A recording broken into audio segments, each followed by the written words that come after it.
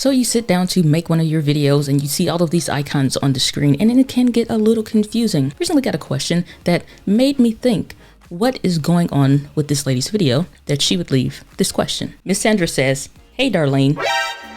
Darlene, it's Diana. Diana's my name. Moving on. I have a Canon M50 and notice after editing, my light in the video goes in and out when playing the finished video. See the video and she leaves a link. Let's investigate. Now, when you're looking at your camera screen and you notice all of these icons, all of this can get a little confusing, but it's really only a few key areas that you really need to pay attention to. Right down here, you'll see where it says ISO is set at 160 or 160. ISO doesn't stand for anything. It just usually is artificial lighting. But I asked her, is this the case on her video? And she said, no. So now that leaves me wondering what exactly is going on in her video. So let's take a look. Okay, so here we are over on Miss Sandra's video, and I noticed that it's pretty bright, which I'm used to seeing, and that everything is in focus. And this leads me to believe that she's using something like the kit lens, and this is at an f3.5 when it comes to the aperture, which means everything's going to be in focus. It has a deeper depth of field. That's fine. But what I need to use now is figure out what is going on with the video. So I'm gonna go to stats for nerds, and you can see this on any YouTube video. I just really want to see what is going on in the video. So I need to figure out what potentially settings is she using on her camera. So I see that this is at 1080p, 30 frames per second, and that's fine. So I'm going to roll through this video a little bit and let it play because I want to look at her skin tones as well as the background for the whiteness of the image, or is that changing a little bit? So I'll see that she's going through multiple cuts and transitions, but I want to jump ahead to a different part in the video. So right about here, I can notice that it's something a little different in her skin tones. They tend to get a little bit warmer. And if you look at the believe sign, that is constantly changing a little bit as well. So based on what I know about her video so far, she's using 30 frames per second, and for the amount of depth or just clarity that I see in the shot, that she's at least at an f3.5 or an f4 for the aperture. So that at least gives me 2 points that I need to identify on this video. When you're trying to figure out what is going on with your camera settings, it's always going to be the aperture, the shutter speed, the ISO, and based on your frame rate,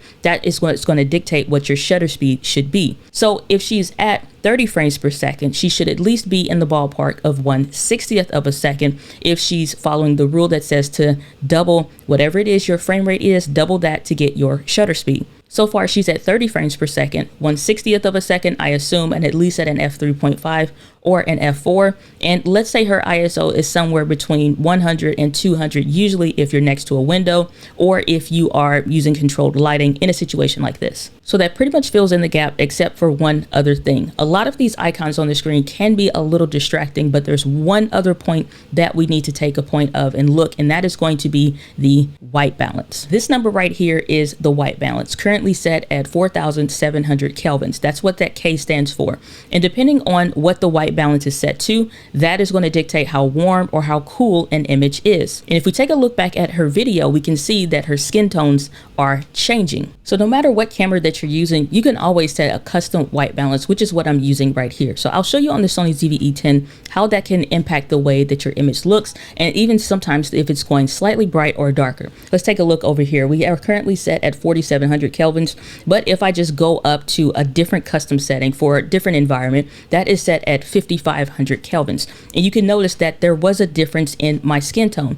Let's go back to what we were previously on. And even if I make a slight adjustment and go here, then you can see that 4,800 kelvins, it still adds a little bit of a shift. And even if you look at the curtains, you can tell just in the difference in the hue of the white, and whether it looks kind of orangish, greenish, or whatever, or if it just kind of looks a little weird. When you see this AWB, it stands for automatic white balance. This is sometimes going to change. So if I click select on the camera, this now has the ability to change and shift no matter what the environment is. So if I tilt this camera and I go up towards the lighting, it's introducing a new lighting source and it's going to change. If I come back over here and it's noticing that warmer light over there, it's going to shift and change and start to look a little weird. We don't want that. When you're also using automatic white balance setting, you also can use other similar settings depending on the environment that you're in. So if you notice here, we have daylight temperature, and even if you're using daylight temperature light bulbs, sometimes this can help offset it to get it a little bit normal. We have shade. We have a ton of other things that are in here that can make you look a myriad of different ways and impact the brightness, darkness, or the hue that's happening in your videos. This is where something like this becomes extremely helpful, and this is a collapsible gray card.